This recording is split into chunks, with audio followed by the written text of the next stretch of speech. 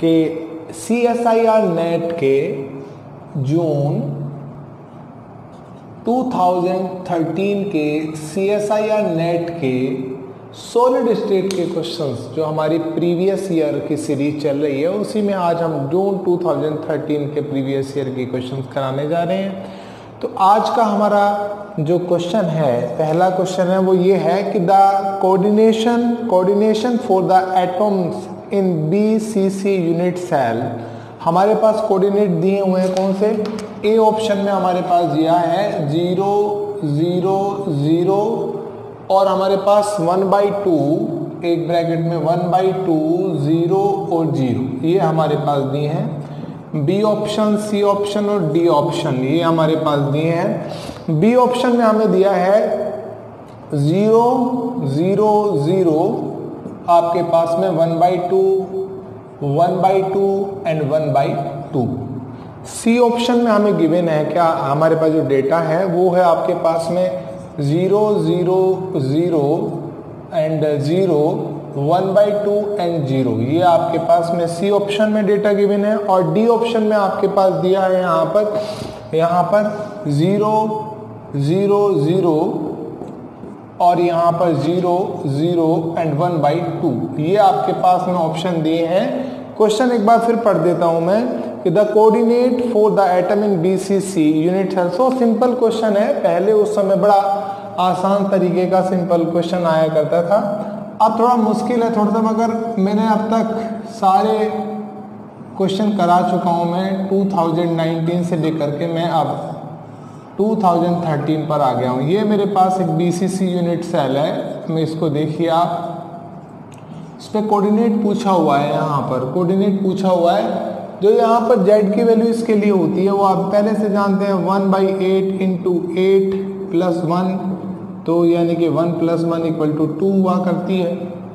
तो जो कंसीडर करें अगर हम देखें इस सरफेस को अगर 1 मान लें, इसको 2 मान लें और BCC इनके बीच में है, यानी कि यहाँ तो 1 स्टेट जो ओरिजिन है वहाँ पर तो 0 0 0 फिक्स है और उस ओरिजिन से उसको हाफ जाना पड़ेगा, तो यानी कि हाफ किसी भी ओरिजिन से अगर हम देखें किसी पॉइंट से तो वहाँ उसको हाफ मूव करना पड़ेगा। तो 1 पार्टिकल एट ओरिजिन, तो second 1 at the body centre, यानी कि बीच में है वो। यहाँ आप देख सकते हो कि ये ऐसे जाएगा फिर ऐसे जाएगा, ये कह सकते हैं ऐसे ऐसे और फिर ऐसे, यानी कि इधर आगे, हाँ सेंटर में है ना वो एटम, बिल्कुल आपके पास बीच में है, तो यानी कि इसको ऐसे जाना पड़ेगा, तो यानी कि हाफ एंड ऐसे फिर उसके लिए हाफ, तो यानी कि आपके पास B option is correct, B option is correct आपके पास बनता है इस क्वेश्चन का आंसर। और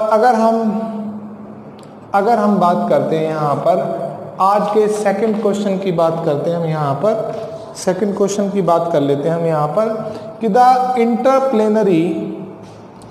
इंटरप्लेनरी, अभी देखते हैं एक सेकंड, इसको रफ कर देते हैं यहाँ पर, पूरे को इसको रफ करना है हमें यहाँ पर ये आपके पास क्वेश्चन है interplanar angstrom for a 100 plane in cubic structure with lattice parameter of 5 angstrom, यानी कि आपके पास ऑप्शन है 1 आपके पास, 2 है, 4 है और 8 है आपके पास। ये भी एक आसान क्वेश्चन में 2 मार्क्स में क्वेश्चन आ चुका है। आप जानते हैं कि जो D है अपने पास सिंपल यूनिट सेल के लिए वो आपके पास होता है A/, आपके पास h² + l² +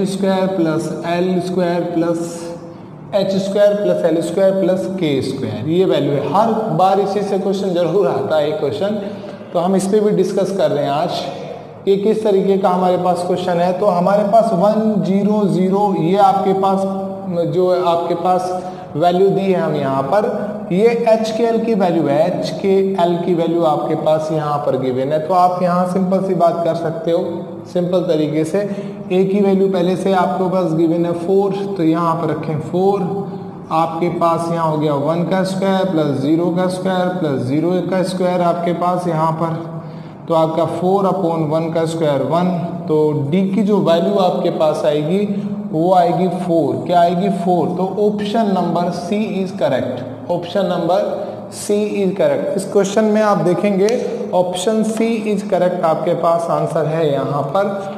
एक और क्वेश्चन, अब यहाँ पर जो पहले सॉलिड स्टेट से बहुत सारे क्वेश्चन आया करते थे, आजकल तो 2 क्वेश्चन ही आते हैं। अब एक क्वेश्चन, वन मोर क्वेश्चन है आपके पास में। अ प्लेन, पहले इसको रफ करते हैं हम, ये रफ कर दिया हमने, ये हो गया जी रफ, ठीक है। A plane of spacing D show first order Bragg equation या डिफ्रैक्शन एट एंगल थीटा।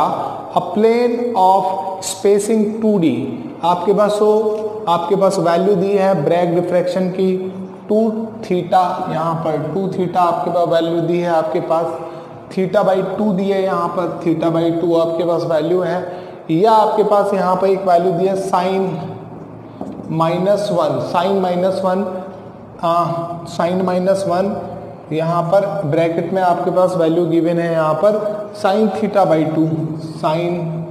θ/2 ये वैल्यू आपके पास गिवन है।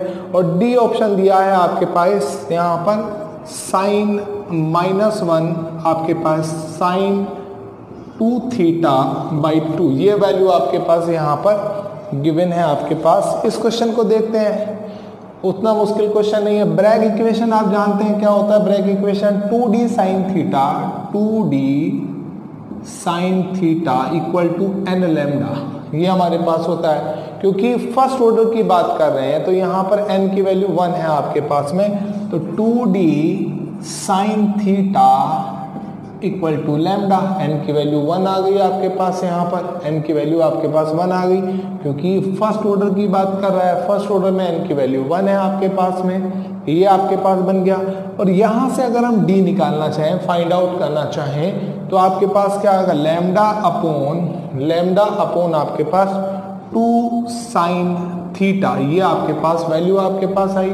Then spacing 2D, we have to, d की वैल्यू 2D है, स्पेसिंग क्या डबल 2D है आपके पास, तो यहाँ पर आप कह सकते हैं, यहाँ आप ये कह सकते हैं कि अगर आपके पास इस वैल्यू को हम रख देते हैं यहाँ पर, इस वाली इक्वेशन में अगर वैल्यू को हम रख देते हैं तो 2D और 2 पहले से ही है यहाँ पर इस क्वेश्चन के अंदर, यहाँ पर sin θ इक्वल टू लैम्डा, यहाँ पर ये लैम्डा।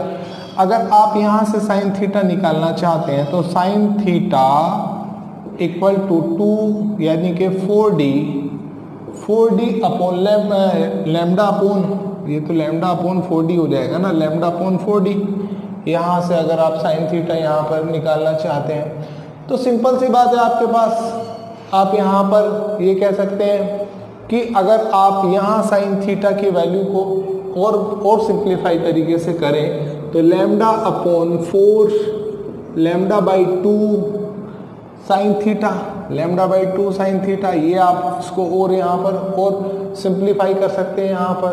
तो सिंपल सी बात, यहाँ से और थोड़ा सा मॉडिफाई करें इसको, तो यहाँ से sin θ/2 ये बोल सकते हैं आप यहाँ पर।